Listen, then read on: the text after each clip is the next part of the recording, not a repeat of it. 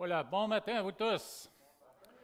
C'est bon de vous voir encore et de se réunir devant la parole de Dieu et puis d'apprendre de Dieu, d'apprendre de lui qui il est et apprendre aussi quelle est sa volonté. Alors ce matin, le titre semble un peu dérangeant, même très dérangeant, d'autant plus que la semaine passée, nous avons parlé de Satan dans le contexte du combat spirituel et nous l'avons décrit comme particulièrement impressionnant et certainement grandement méchant. Alors, quand on dit livrer à Satan, ça nous dérange. Il y a des images là, de sacrifices humains qui viennent à notre esprit, des images de cruauté et des images de méchanceté de toutes sortes. Mais c'est dans la parole, pourquoi? Parce que Paul l'a utilisé, alors que dans 1 Timothée, il exhorte son disciple, étant donné que lui est mentor pour Timothée, son élève, Timothée qui sert dans l'Église, et il essaie de l'exhorter et de l'encourager dans les différentes dimensions du pastorat. Et puis, il lui parle de ça dans le contexte du bon combat, bien sûr, et à son esprit vient des situations comme la situation que nous allons décrire. Et à 2 reprises, Paul utilise cette expression-là. Et il l'a fait dans le contexte de l'Église de Corinthe, et il l'a fait aussi dans le contexte de l'Église d'Éphèse. Alors, le texte que nous regardons, bien sûr, je reprends le verset 18, parce que de 18 à 19, c'est ce que nous avons étudié la semaine passée. Alors, nous relisons 18 et 19 pour ensuite lire 20 aussi. Lisons ensemble. Le commandement que je t'adresse, Timothée, mon enfant, selon les prophéties faites précédemment à ton sujet, c'est que d'après elles, tu combattes le bon combat, en gardant la foi et une bonne conscience. Cette conscience, quelques-uns l'ont perdue et ils ont fait naufrage par rapport à la foi. De ce nombre sont Hyménée et Alexandre, que j'ai livrés à Satan, afin qu'ils apprennent à ne pas blasphémer. Prions. Oui, Éternel, il est bon de se réunir encore une fois devant ta parole, devant une expression qui nous dérange dans notre être intérieur, mais nous allons réaliser dans l'étude de ce texte à quel point il est important de considérer la discipline dans l'Église. On te remercie, ô Éternel, parce que tu aimes ton Église, tu as aimé l'Église ancienne, celle des premiers disciples, des premiers apôtres, et tu aimes encore l'Église d'aujourd'hui grandement. Tu veux qu'elle soit une Église qui vit dans l'ordre, une Église qui t'aime premièrement, et ensuite des membres des différentes Églises chrétiennes qui s'aiment les uns les autres. Alors, on te remercie, ô Éternel, parce que même dans cette petite expression, il y a un principe qui fait en sorte que nous puissions vivre dans la paix et dans l'ordre afin de nous aimer les uns les autres comme toi, tu l'as entendu dès le départ. Alors, bénis cette étude, Seigneur, parle à nos cœurs, puis aide-nous à nous conformer de plus en plus à ta volonté afin que ton Église soit un témoin puissant de ta gloire, un témoin puissant de ton amour et de ta grâce. Et c'est dans le nom de ton Fils, la tête de l'Église, que nous prions. Amen. Alors, bien sûr, la semaine passée, nous avons parlé du bon combat. Et puis, les différents points qui ont été discutés, je les résume rapidement. C'est exhortation de Paul, les épîtres de Timothée, ou à Timothée, ce sont des exhortations à Timothée pour améliorer et puis l'aider dans son pastorat dans l'Église d'Éphèse. Alors, il y a plusieurs exhortations, et puis Paul utilise même ce mot-là dans le message qu'il apporte à son élève. Bien sûr, Paul a parlé de l'appel de Timothée au bon combat dans le pastorat. Il y a eu des prophéties dans l'Église qui ont été prononcées par des gens. Et puis, ça s'adressait à Timothée, que Dieu appelait dans son être intérieur. Et puis, il le fait encore aujourd'hui, dans le contexte des églises qui ont à se renouveler parce que le leadership vieillit.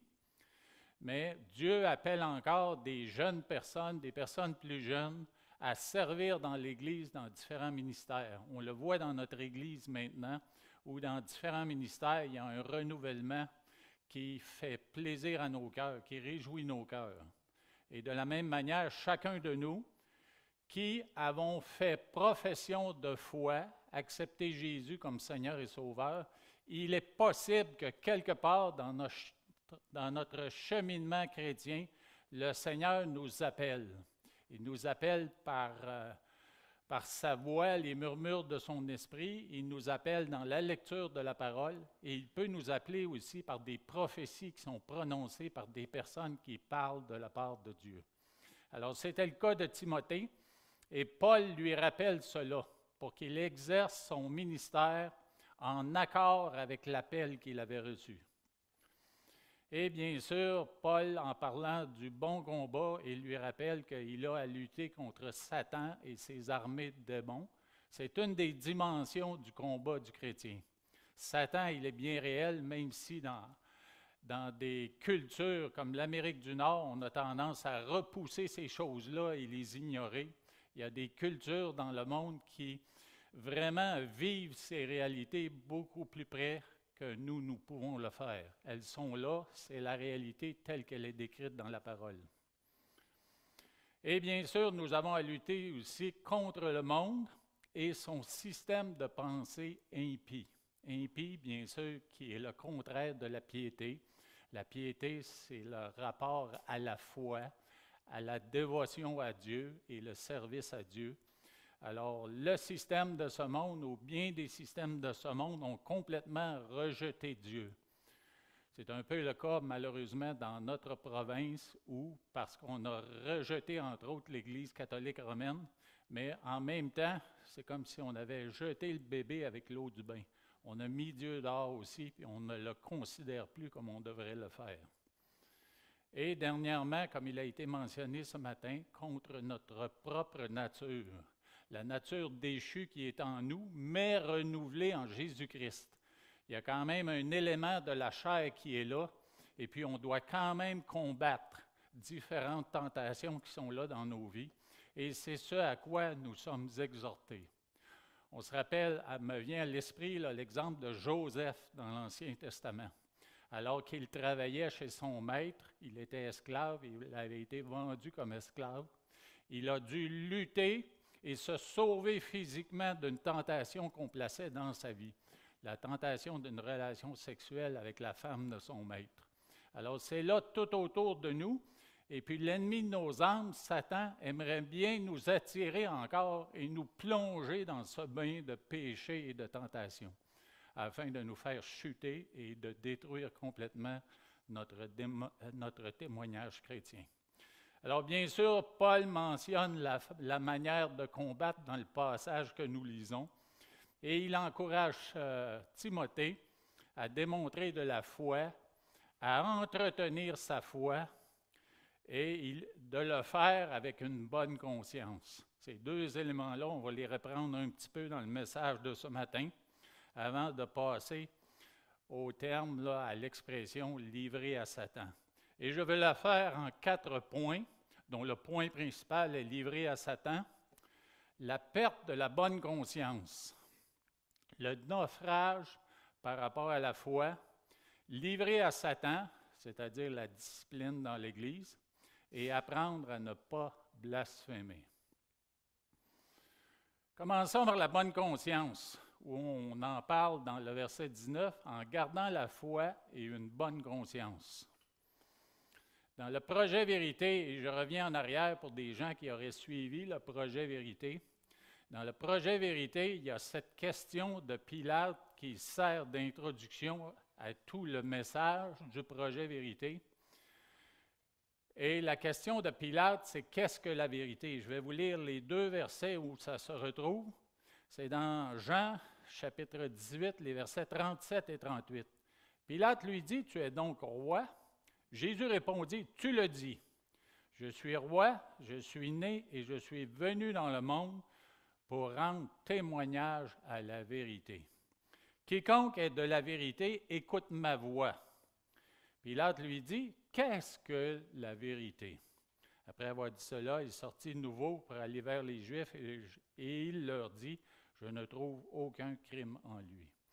Alors, l'animateur du projet Vérité, il utilise cette question-là pour poser la question, là, qu'est-ce que la réalité?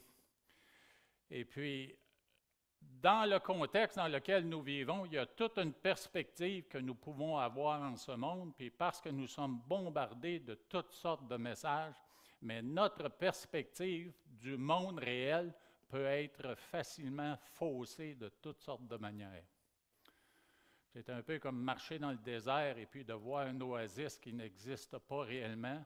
On s'aperçoit assez rapidement que c'est un mirage. Mais de la même façon, il y a toutes sortes de faussetés qui nous sont montrées dans le monde qui nous amènent à ne pas avoir la bonne perspective. Alors, cette perception-là, on pourrait l'équivaloir à la conscience. Et puis, si on regarde dans le dictionnaire Larousse de 2004, la définition de la conscience, c'est la perception, connaissance plus ou moins claire que chacun peut avoir du monde extérieur et de soi-même. Alors, pour l'avoir vécu moi-même, avec un incident qu'on appelle une amnésie globale transitoire, mais j'avais plus la bonne perception du monde qui était autour de moi. Puis pour Chantal, c'est un petit peu déstabilisant. Pour moi, j'étais bien là, parce que tous mes problèmes avaient disparu. Alors, la perception que nous avons du monde, c'est cette conscience-là. Quand on est conscient, on voit ce qui se passe autour, on entend ce qui se passe autour, on reçoit par nos sens différents stimuli qui nous décrivent le monde dans lequel nous vivons. Mais Paul, il va un peu plus loin, lui, en utilisant le qualificatif « bonne ». Il y a une différence entre la conscience et la bonne conscience. Et j'ai modifié un peu la définition pour dire ceci.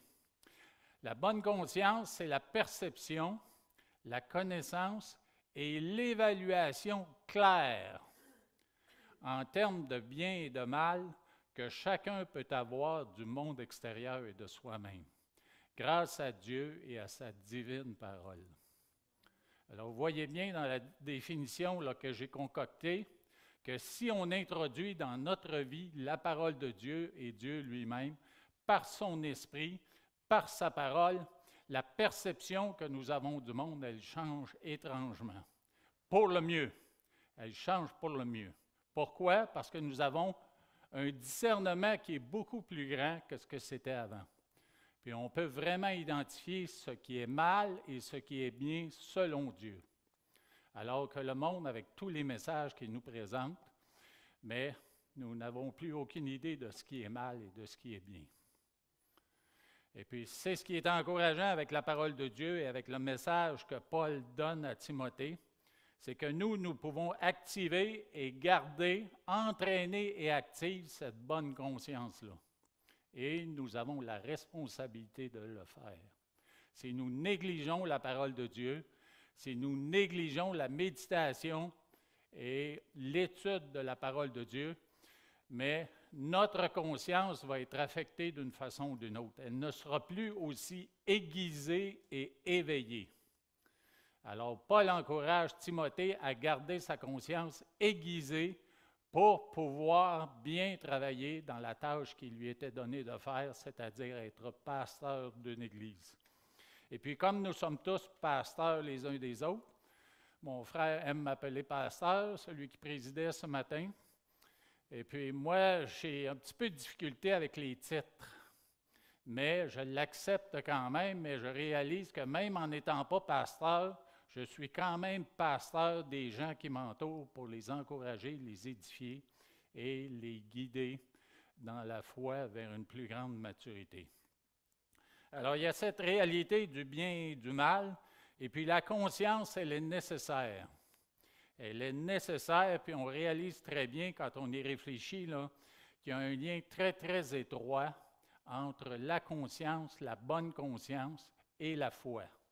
Et si un est négligé et s'affaiblit, ça va affecter l'autre directement.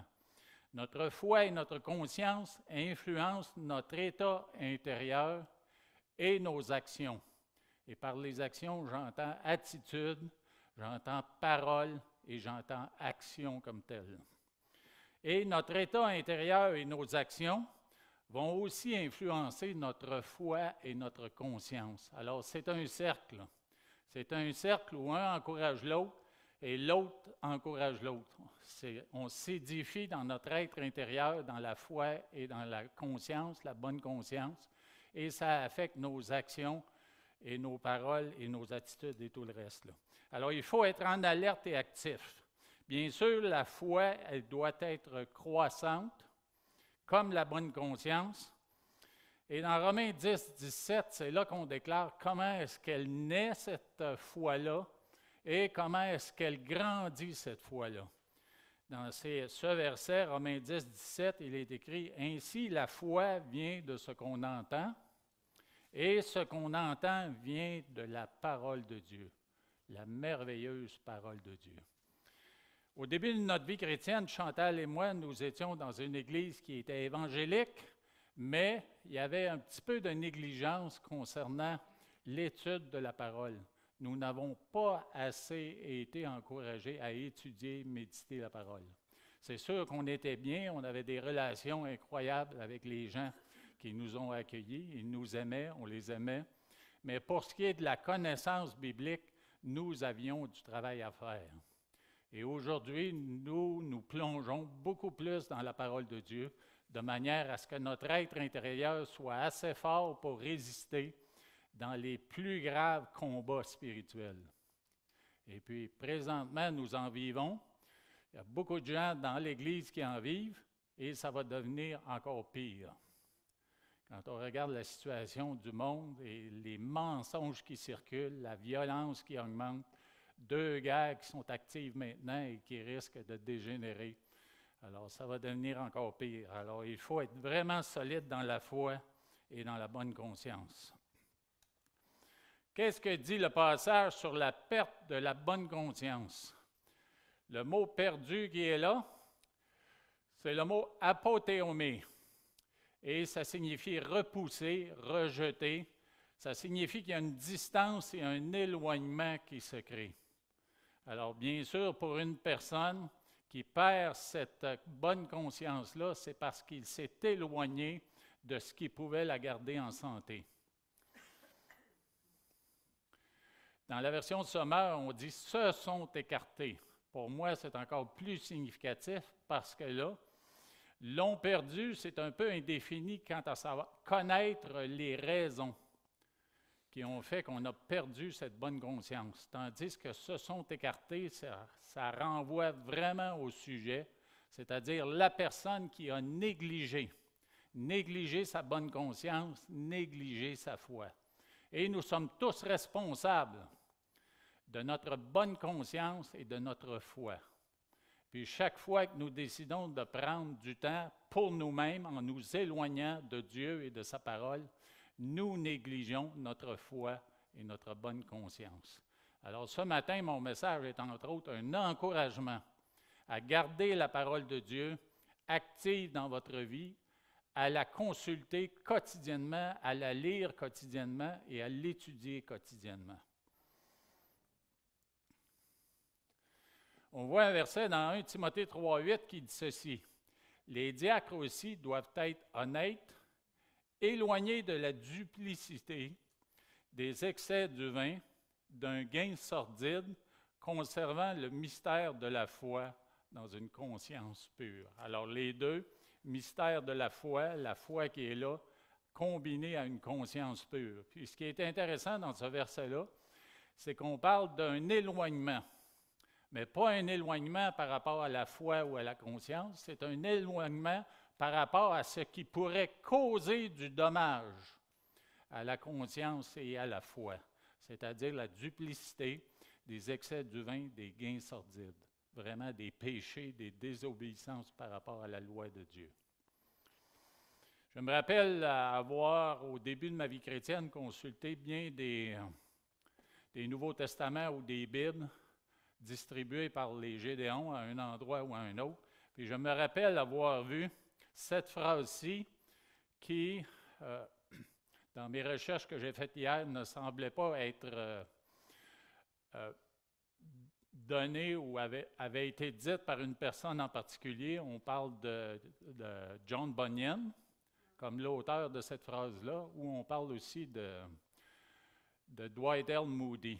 Alors, je ne savais pas trop, donc je n'ai pas vraiment d'auteur officiel pour cette phrase-là, mais je me rappelle que cette phrase-là disait ceci.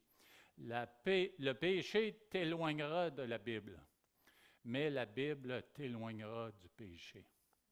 Alors, ça m'avait vraiment marqué à ce moment-là. Alors, c'est pour ça que si on s'éloigne et on ne fait pas attention à entretenir ces disciplines spirituelles-là dans nos vies, bien, on va se retrouver dans une situation où on fait naufrage par rapport à la foi. Cette conscience, quelques-uns l'ont perdue, et le résultat, c'est qu'ils ont fait naufrage par rapport à la foi. Une fois qu'on a fait naufrage, là, c'est un grand désastre.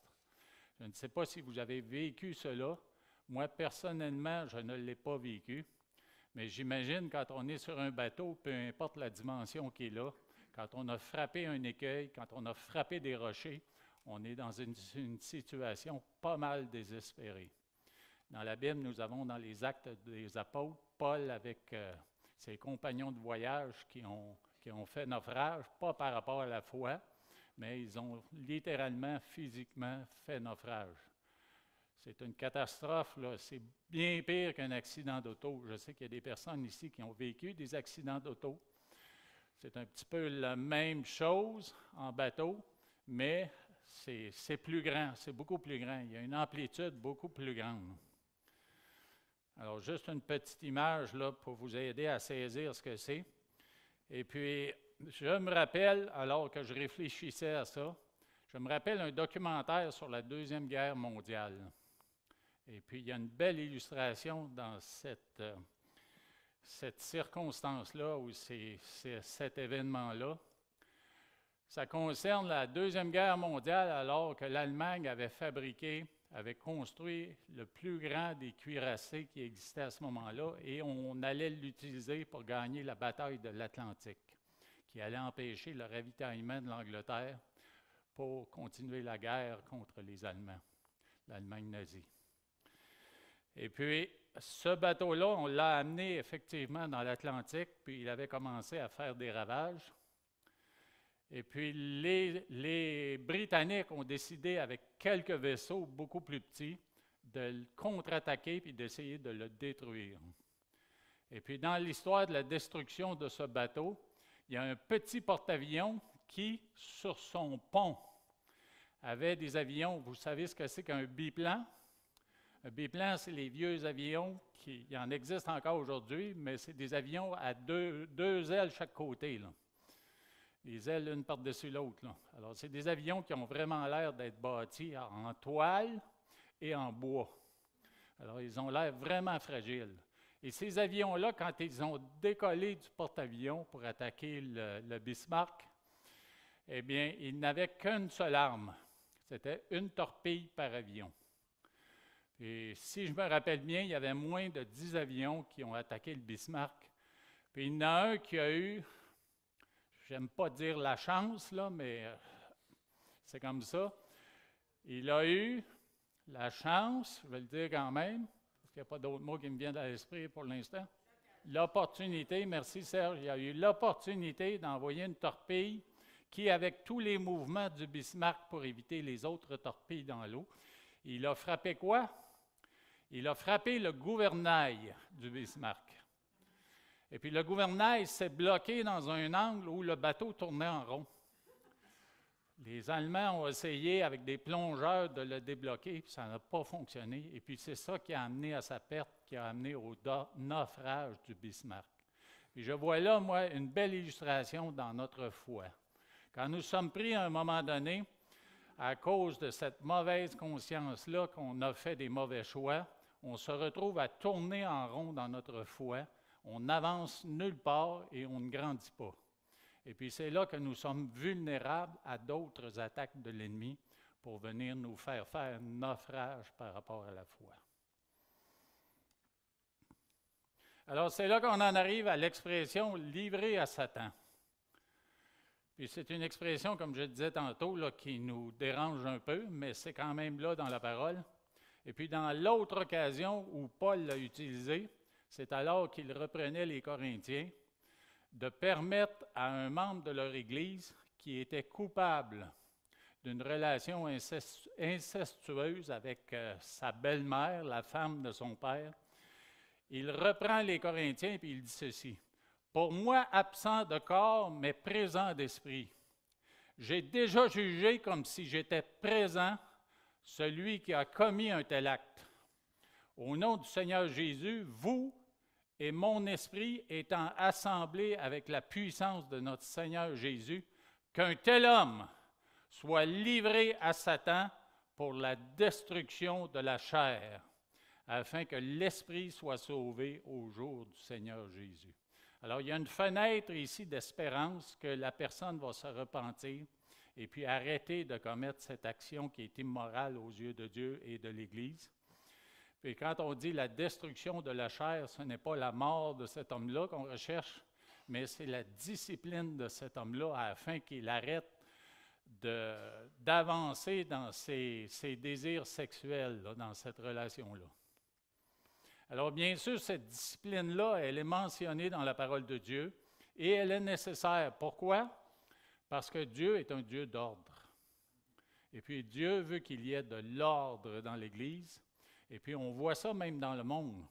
Dans des entreprises, si quelqu'un se comporte de manière désordonnée, qui n'est pas selon la vision de l'entreprise, la mission de l'entreprise, on va le rencontrer et on va lui dire « Hey, ça ne marche pas, là. » Et puis éventuellement, si la personne ne change pas et ne se repent pas, mais on va tout simplement la congédier. Et puis c'est ce qui est exprimé dans Matthieu chapitre 18, un des excellents passages de la parole sur la discipline dans l'Église. « Si ton frère a péché, va et reprends-le entre toi et lui seul. S'il t'écoute, tu as gagné ton frère. » Alors, première étape de la discipline dans l'Église, rencontre seul à seul. Quelqu'un qui a connaissance d'un péché, un péché sérieux, puis même ça peut être un péché moins sérieux qui peut vraiment grandir et devenir pire, là. Mais va, reprends-le entre toi et lui seul. Une intervention individuelle. Deuxième étape, mais s'il ne t'écoute pas, s'il ne désire pas se repentir et s'il continue, prends avec toi une ou deux personnes, un ou deux témoins, afin que toute l'affaire se règle sur la déclaration de 2 ou de 3 témoins. Alors, vous voyez qu'il y a une progression là. Puis Dieu est vraiment bon dans le fait qu'il ne nous frappe pas, nous, chaque fois que nous commettons un péché. Il n'est pas là avec son marteau, puis bang, puis c'est fini, là. Non, le Seigneur place dans nos vies des opportunités de nous repentir, de demander pardon et puis de changer, de se laisser transformer par sa parole et son esprit. Troisième étape, s'il refuse de les écouter, dis-le à l'Église. Alors, vous voyez, ça devient de plus en plus public. Et s'il refuse aussi d'écouter l'Église, ici, par l'Église, bien sûr, on entend premièrement là, les membres de la direction de l'Église. Parce que c'est eux qui ont la responsabilité de faire en sorte que tout se passe dans l'ordre et que les brebis, parce que nous sommes tous des brebis devant Dieu, mais qu'il y ait de l'ordre, les brebis soient nourries, qu'elles grandissent et qu'elles maturent dans la foi. Et qu'il soit pour toi, s'il refuse aussi d'écouter l'Église, qu'il soit pour toi comme un païen et un publicain. Alors quand on y pense bien, là, pour ce qui est des païens et des publicains qui n'étaient pas membres de l'Église, qui ne s'étaient pas approchés de Jésus-Christ pour l'accepter comme Seigneur et Sauveur et qui n'avaient pas été intégrés dans la communion des saints, mais c'était des personnes avec qui on pouvait avoir des conversations. Mais on ne pouvait pas se permettre là, de s'approcher d'eux puis de vivre avec eux comme si rien n'était. Et malheureusement, là, nous pouvons entretenir des relations avec des gens qui sont de très mauvaise influence. On demande ça de nos enfants. Quand on considère les amis qu'ils attirent autour d'eux, qu'ils ont autour d'eux, puis qu'on voit que c'est une mauvaise influence, on leur demande de laisser aller celui-là et de ne plus le fréquenter. Alors oui, on garde une porte ouverte pour ceux qui ont été excommuniqués ou excommuniés de l'Église. On leur a demandé de prendre une distance. On garde une porte ouverte pour encore leur parler de la grâce de Dieu et de la repentance, mais on ne les inclut plus dans la communauté, dans les activités de l'Église, qu'ils soient des activités ordinaires ou des activités extraordinaires comme des banquets. Alors, tout ça pour dire que dans cette discipline-là, et quand on considère livré à Satan, c'est que dans l'Église, il y a une protection spirituelle que Dieu accorde à son Église, comme il l'a fait dans l'Ancien Testament, il l'a fait encore pour son peuple. Alors, il y a cette protection comme un parapluie qui est là et qui protège son peuple. C'est la protection de toutes sortes de façons, protection spirituelle, c'est-à-dire que Satan, s'il veut nous faire souffrir d'une façon ou d'une autre, c'est un peu comme dans le livre de Job, où il doit demander la permission à Dieu. Satan a encore la permission d'influencer les croyants, on va le voir dans certains textes des Écritures, mais cette influence-là, elle est très limitée par rapport à un monde qui s'adonne au péché et un monde qui s'est séparé de Dieu. Alors, c'est comme si on sortait dessous le parapluie de Dieu volontairement, ou si on était exclu par la discipline qui a été appliquée dans l'Église. Alors, je parlais de Job. Job livré à Satan pour que Dieu soit glorifié. Ici, j'ai juste la conclusion de l'histoire. Mais si vous regardez le livre de Job, vous allez voir que Job a beaucoup souffert aux mains de Satan parce qu'il avait demandé, je dis Satan avait demandé, il avait demandé à Dieu la permission de l'affliger. Premièrement dans ses possessions, ensuite auprès de sa famille, où il y a eu des décès, et finalement l'affliger lui physiquement. Et puis Dieu lui a donné la permission parce que c'est un texte dans lequel Dieu se glorifie. Puis on voit éventuellement, après toutes les conversations que Job a eues avec ses trois amis, mais on voit la conclusion dans ce texte merveilleux de Job 42 où il est écrit, « Job répondit à l'Éternel et dit, « Je reconnais que tu peux tout et que rien ne s'oppose à tes pensées. Quel est celui qui a la folie d'obscurcir mes desseins? Oui, j'ai parlé sans les comprendre. Des merveilles qui me dépassent et que je ne conçois pas. » Alors, vous voyez l'admission de Job, là, qu'il se croyait beaucoup plus fin qu'il n'était en réalité, et puis il a découvert des choses dans ses conversations qu'il a eues avec Dieu. Verset 4, « Écoute-moi et je parlerai. Je t'interrogerai et toi, Dieu, tu m'instruiras. Mon oreille avait entendu parler de toi. Mais maintenant, mon œil t'a vu. » N'est-ce pas merveilleux? C'est pourquoi je me condamne et je me repens sur la poussière et sur la cendre. Alors, il y a un degré ici là, de révélation de Dieu auprès de Job qui l'amène à s'émerveiller devant cet être-là, qui l'a aidé à comprendre que la compréhension, avant ça, la compréhension qu'il avait de Dieu, il croyait que c'était fini, qu'il avait tout compris de Dieu. Mais Dieu l'a amené à un niveau où il a découvert encore plus, pour s'émerveiller encore plus de ce Créateur merveilleux qui lui parlait. Et bien sûr, il y a d'autres interventions que Dieu a permis de Satan. Paul en parle, lui, dans 2 Corinthiens, dans le chapitre 12, à partir du verset 7, où on lit ceci. « Et pour que je ne sois pas enflé d'orgueil, à cause de l'excellence de ces révélations, il m'a été mis une écharpe dans la chair, un ange de Satan pour me souffleter et m'empêcher de m'enorgueillir. 3 fois, j'ai prié le Seigneur de l'éloigner de moi. Et il m'a dit, ma grâce te suffit, car ma puissance s'accomplit dans la faiblesse. Je me glorifierai donc bien plus volontiers de mes faiblesses afin que la puissance de Christ repose sur moi. C'est pourquoi je me plais dans les faiblesses, dans les outrages, dans les calamités, dans les persécutions, dans les détresses, pour Christ, car quand je suis faible, c'est alors que je suis fort. Alors, vous voyez ici que l'humilité de Paul a grandi et sa maturité spirituelle grandit dans la souffrance. Souffrance que Dieu permet. Nous vivons tous des souffrances. Et puis, chaque fois que ça arrive, dans notre esprit monte à la surface, là, « Ah non, pas encore moi.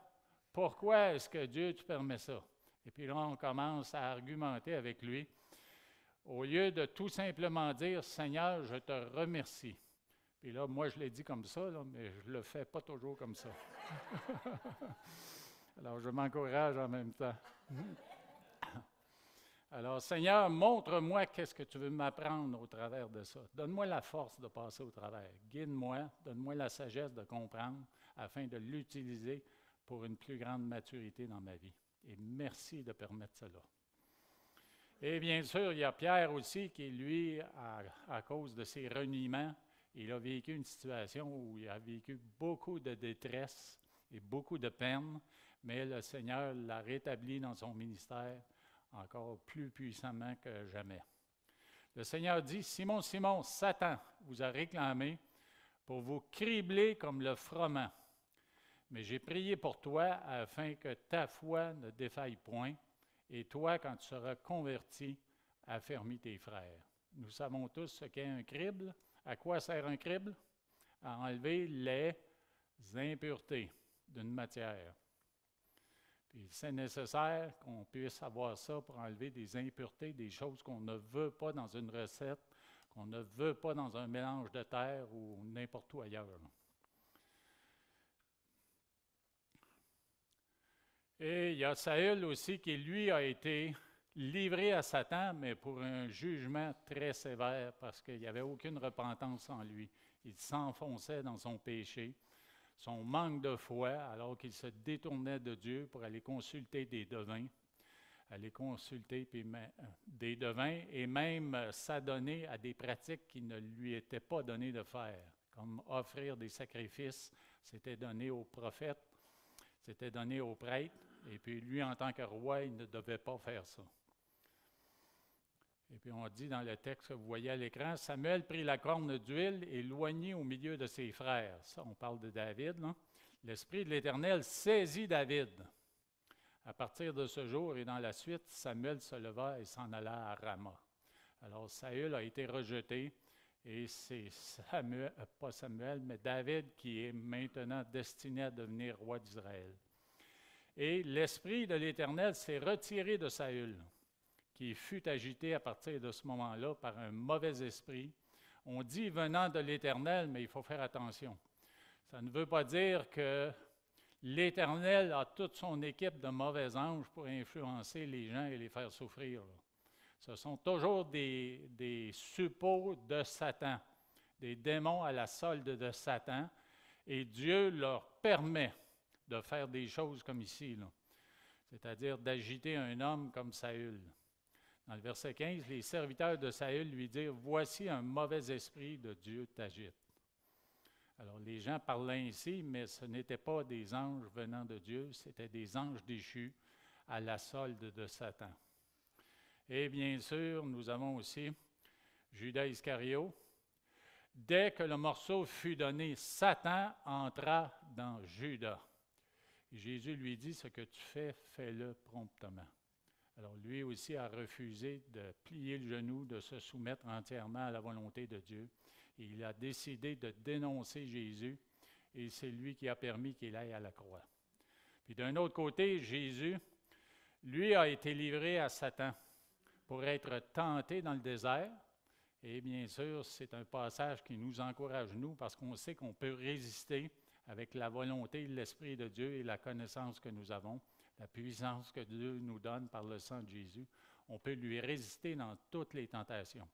Alors, le fait que Jésus a été livré à Satan dans le désert pour être tenté, ça le glorifie et ça nous édifie. Puis de la même manière, le fait que Jésus a été livré par Judas Iscariote, il a été livré pour qu'il aille à la croix mourir pour nous. Bien sûr, Satan s'en frottait les mains, il était satisfait de voir mourir celui qui était le Messie, mais Dieu avait un plan encore plus glorieux. Effectivement, il est ressuscité en le ressuscitant des morts et en l'assoyant à sa droite, celui qui va revenir bientôt et très bientôt. Alors, dans la suite du verset, nous avons la raison pour laquelle Paul se permet de livrer ces deux hommes-là à Satan. C'est parce qu'il veut qu'ils apprennent à ne pas blasphémer. Et le verbe qui est là, apprendre, ça veut dire jugement par discipline, ça veut dire, ou ça implique un jugement par discipline plutôt, ou un châtiment qui est corporel. Puis c'était aussi utilisé là, dans le passage de Luc 23 où on parle du châtiment qui a été infligé à Jésus. Alors c'est quand même sérieux là, cette expérience-là d'être livré à Satan. Ça signifie qu'il va y avoir de la douleur, mais une douleur qui est nécessaire pour accomplir la volonté de Dieu. Et bien sûr, chez les Corinthiens, eux, ils sont tombés malades et quelques-uns sont morts. Pourquoi? Parce qu'ils ont pris le repas du Seigneur de manière indigne. Et ne pas blasphémer. Blasphémer, on voit ça partout dans le monde aujourd'hui. Pourquoi? Parce qu'on a refusé de se soumettre à Dieu. On a refusé de s'abandonner à lui et de croire en Jésus-Christ. Alors, il y a le blasphème de Jésus, blasphème du Saint-Esprit, blasphème de Dieu. Ça veut littéralement dire calomnier Dieu. Puis si on regarde en détail ce que ça veut dire déformer la vérité et ça veut dire de parler en mal contre Dieu. En terminant, je voudrais juste ouvrir une petite parenthèse sur un passage qui est dans Hébreu qui parle de châtiment. Des châtiments qui sont nécessaires, des châtiments qui sont permis par Dieu, qui peuvent venir par un ange déchu, par Satan lui-même. Mais c'est un passage qui parle des châtiments qui sont réservés aux enfants de Dieu et on dit ceci.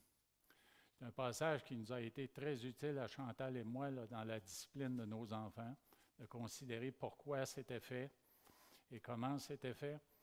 Et vous avez oublié l'exhortation qui vous est adressée quant à des fils. Mon fils, ne méprise pas le châtiment du Seigneur et ne perds pas de courage lorsqu'il te reprend. Car le Seigneur châtie celui qu'il aime. On pourrait écrire là, le Père châtie son enfant qu'il aime. Et il frappe de la verge tous ceux qu'il reconnaît pour ses fils. Et là, une petite parenthèse supplémentaire, on sait très bien que dans notre société, on interdit la verge. Et moi, je ne fais que vous partager ce que Chantal et moi, on a vécu, alors que dans ce temps-là, on ne parlait pas d'interdire la verge. Chantal et moi, nous avons utilisé une cuillère en bois. C'était dans la cuisine, dans le tiroir, et puis je calcule que nos enfants, au maximum, là, on a utilisé la cuillère en bois 2 fois. 2 fois pour un enfant qui était plus résistant, pour les autres 1 fois. Et qu'est-ce que ça a donné? Ça a donné qu'à toutes les fois qu'on ouvrait le tiroir de cuisine puis un enfant est en train de nous résister, ça arrêtait automatiquement. Alors, il y a de la sagesse dans la parole de Dieu concernant ce qui est écrit dans les Proverbes, entre autres. Là. La folie est attachée au cœur de l'enfant et la verge de la correction l'en délivrera. C'est sûr que dans le monde aujourd'hui, avec les abus qui ont été faits un peu partout, là, les lois interdisent de le faire, là, mais moi, je vous déclare la sagesse de la parole de Dieu. Alors, il frappe de la verge tous ceux qu'il reconnaît pour ses fils. Ça fait référence à ces circonstances-là dans nos vies qui nous amènent à nous arrêter puis à réfléchir à notre situation, à ce que nous avons fait peut-être. Supporter le châtiment, c'est comme des fils que Dieu vous traite. Car quel est le fils qu'un père ne châtie pas?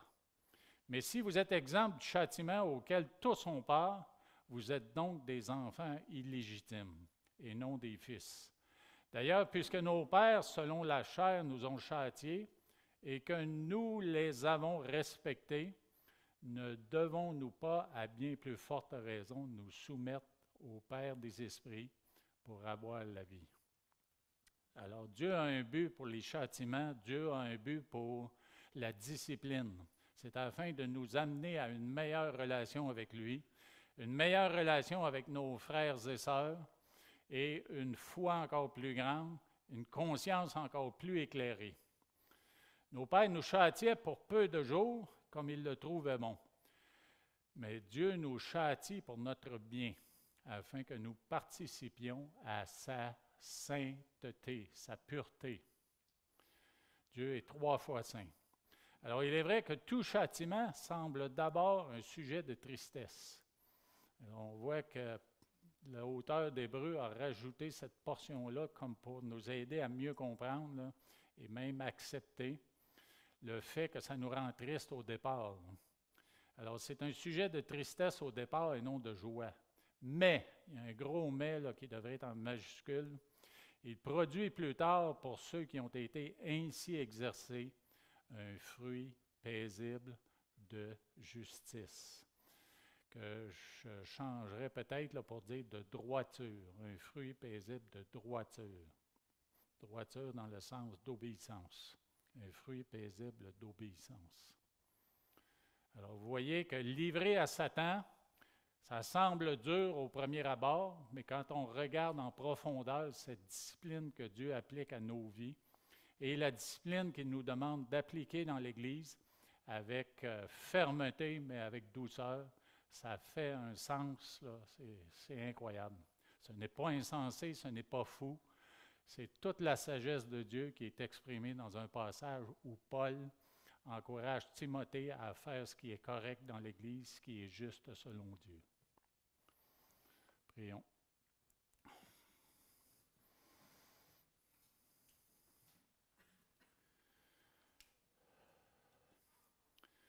Oui, Éternel, ça nous amène à réfléchir grandement sur qui tu es.